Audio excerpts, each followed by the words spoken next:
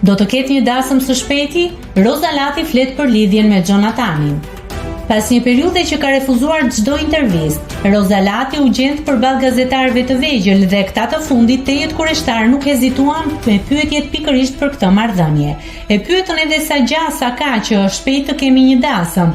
Për Rozën, gjëja më e rëndësishme është se ka shumë dashni dhe momente të tilla padyshim do vinë me kohën. Shpirtrat binjak gjej njëri tjetrin, u kuptuam dhe nga ajo ditë s'kemi qëndruar më pa njëri tjetrin.